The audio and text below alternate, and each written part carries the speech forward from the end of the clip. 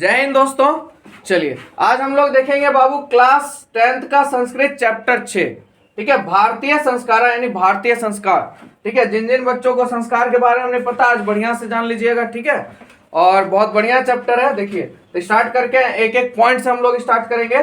ठीक है, देखिए सबसे पहला पॉइंट, संस्कार प्रायः 5 प्रकार के हैं। संस्कार अगर देखा जाए मतलब ऐसे अगर बिना मतलब उसके भेद को देखते हुए तो टोटल कितने प्रकार के हैं भाई? 5 प्रकार के होते। संस्कार 16 हैं। ठीक है, पर प्रायः कितने प्रकार के? 5 प्रकार के। अब कैसे हैं उसको देखिए। जन्म से पहले 3 होते हैं। जन्म से पहले कितने संस्कार होते हैं? 3 होते हैं। बचपन में 6 होते हैं। ठीक है, शिक्षा काल में कितने होते हैं? 5। गृहस्थ जीवन में जब आप गृहस्थ जीवन प्रवेश करते हैं तो एगो विवाह संस्कार आपका हो गया, और मरने के बाद एक संस्कार होता है जिसे दाह संस्कार कहते हैं। ठीक है, तो देखिए 6 3 9 9 5 कितना हो जाएगा? 14 15 1 16। इसका मतलब कितने संस्कार होते हैं? 16 संस्कार होते हैं, मतलब पैदा होने से पहले और मरने के बाद तक। ठीक है, अब देखिए इन 16 संस्कार के बारे में बढ़िया से जानते हैं। तो देखिए जन्म से पहले होते हैं 3 संस्कार। ठीक है, जन्म से पहले कितने होते हैं? 3। ठीक, जन्म से पहले ये होता है, इसमें गर्भाधान, पुष्पन और सीमान। याद रखिएगा, ये जन्म से पहले के 3 संस्कार कौन कौन से? गर्भाधान, पुष्पन और सीमान। कौन कौन से? गर्भाधान, पुष्पन और सीमान। अब ये तीनों संस्कार क्यों होता है, किस लिए होता है? तो देखिए ये होता है जो मतलब गर्भवती महिला होती है उसका बच्चा ठीक ठाक हो, उसकी खुशी के लिए ये सब संस्कार किए जाते हैं। ठीक है, यानी शिशु अच्छा हो, शिशु की आगे का जो सिस्टम हो वो बढ़िया हो। ठीक है, चलिए अब हमारा अगला है बचपन के संस्कार। तो आपको पता है बचपन में कितने संस्कार होते हैं बाबू? 6।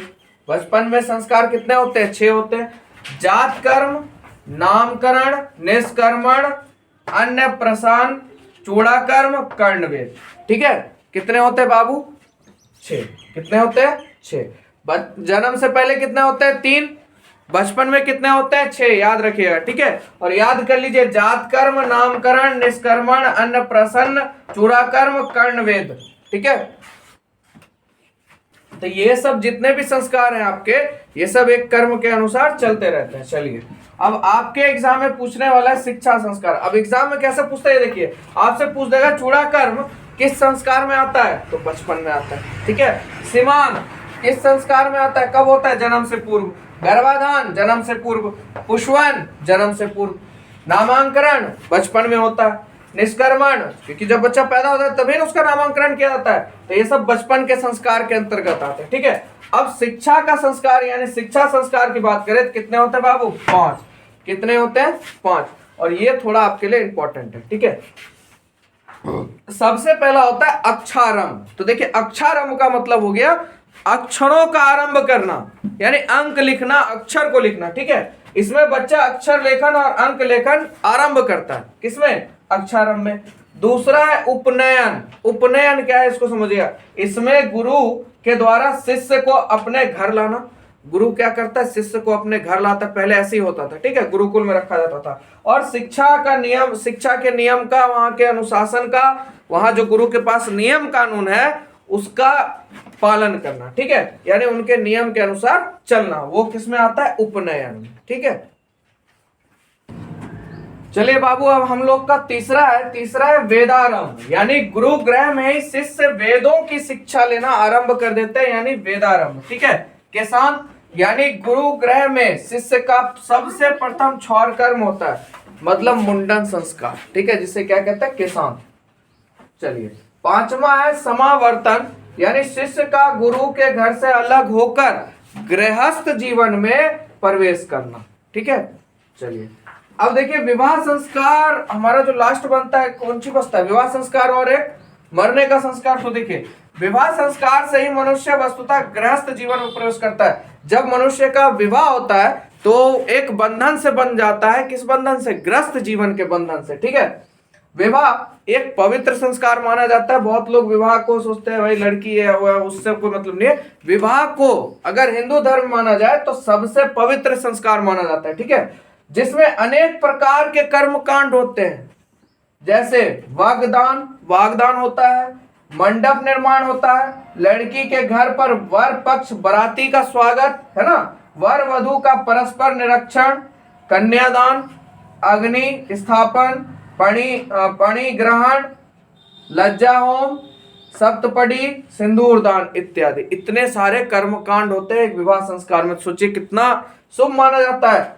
यानी कितना पवित्र संस्कार होगा विवाह संस्कार। ठीक है, चलिए अब मरने के बाद क्या होता है? अनेष्टि संस्कार होता है, जिसे क्या कहते हैं बाबू? दाह संस्कार। मरने के बाद एक एक संस्कार होता है, अनेष्टि संस्कार, जिसे क्या कहता है? दाह संस्कार किया जाता है। ठीक है, तो संस्कार के बारे में आप लोगों ने समझ लिया।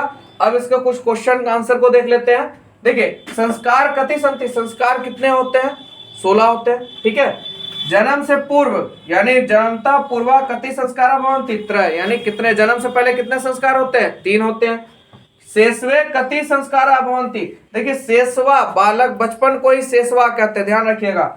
शेषवा कति संस्कार भवन्ति, तो बहुत बच्चे कहेंगे शेषवा भाई कौन सा शब्द है? तो बचपन यानी बालक, इस सब को शेषवा कहते हैं। बचपन में कितने संस्कार होते हैं? 6। ठीक है, अक्षारम कीदृश संस्कार, अक्षारम किस संस्कार में सम्मिलित है? किस संस्कार से शुरू होता है? तो शिक्षा संस्कार से। सबसे पहला आपको क्या बताया था? अक्षर, अक्षारम, है ना?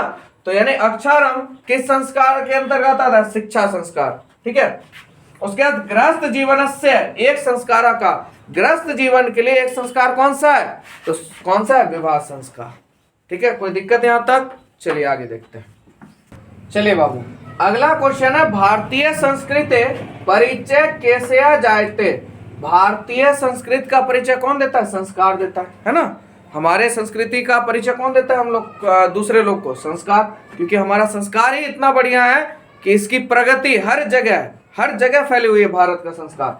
शैक्षणिक संस्कार कति संति, शिक्षा संस्कार कितने हैं? आपको पता है 5। ठीक है, आगे देखिए, सप्तपदी क्रिया कस्मिन संस्कारे विद्यते। सप्तपदी क्रिया जो होती है वो किस संस्कार के अंतर्गत आती है? विवाह है, विवाह संस्कार में आती है। ठीक है, भारतीय दर्शन से महत्वपूर्ण उपादान की तो संस्कार। ठीक है, सीमांतो नैनन केशु संस्कारेषु गयते जन्म से पूर्व। ठीक है, सीमांत कब होता है? जन्म से पूर्व, यानी जन्म पूर्व से। अब चलिए लिखित क्वेश्चन है, पूर्व वाक्यन उत्तराणी लिखत। पूर्ण वाक्य में उत्तर देना है। तो देखिए, संस्कार मानवस्य कुत्र कुत्र योगदान कुर्वन्ति, संस्कार जो है मानव को किस किस योगदान के काबिल बनाता है? ठीक है, देता है। तो संस्कार मानवस्य परिमार्जने दोषापनयने गुणाधने च योगदान कुर्वन्ति। ठीक है, अब इसी संस्कार में हम लोग का एक संस्कार है बाबू, जो आप लोग वीडियो देख रहे होंगे, ध्यान से समझिएगा इस चीज को। सबसे पहले देखिए, इसमें इस चीज का मतलब आप लोग को पता होगा, ये मंत्र आपके लिए बहुत इंपॉर्टेंट। ठीक है, खासकर आप लोग स्टूडेंट लोग हैं या कोई भी है, अदर बिजनेसमैन भी, तो ये आपके लिए बहुत इंपॉर्टेंट है, क्योंकि इसका अर्थ प्लस में इसका योगदान जो है हमारे जीवन में बहुत ज्यादा है।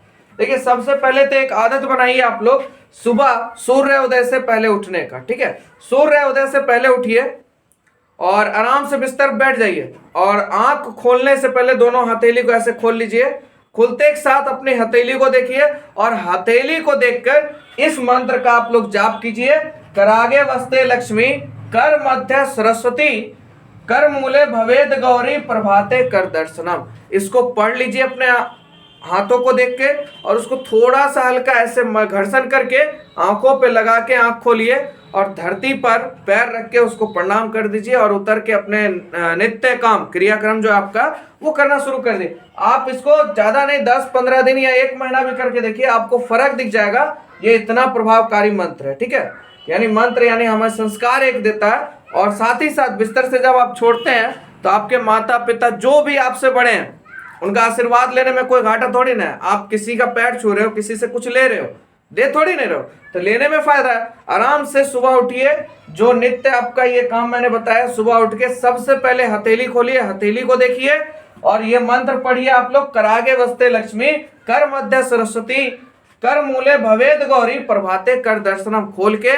हाथों को थोड़ा सा घर्षण करके आंखों पे लगाइए, और बिस्तर से उतरकर पैर धरती पर रख के धरती माँ को प्रणाम करके, जितने भी बड़े बुजुर्ग हैं आपके घर में सबका पैर छू लीजिए। रोज इस क्रिया को कीजिए, ये हमारे संस्कार को आगे बढ़ाता है। ठीक है, तो जिनका मन हो कर सकते हैं, जिनका मन हो नहीं कर सकते हैं, बहुत बढ़िया चीज है ये। चलिए यहाँ पे हो गया हमारे भारतीय संस्कार का डी एंड। तो अगर वीडियो आपको अच्छा लगे तो प्लीज लाइक कर दिया कीजिए, चैनल को सब्सक्राइब करवा दीजिए और थोड़ा यार दोस्तों में शेयर करके, ठीक है। मिलेंगे आप लोग से नेक्स्ट वीडियो में, आज के लिए इतना।